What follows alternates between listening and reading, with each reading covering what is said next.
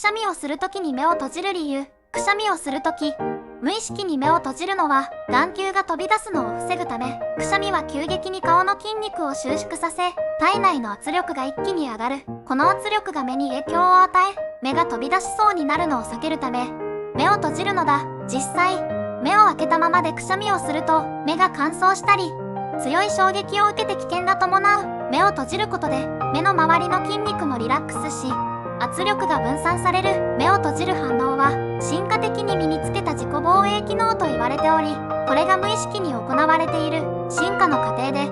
眼球を守るために体が自然に行う動作なのだ。次にくしゃみをするとき、無意識に目を閉じる自分をちょっと笑ってみて。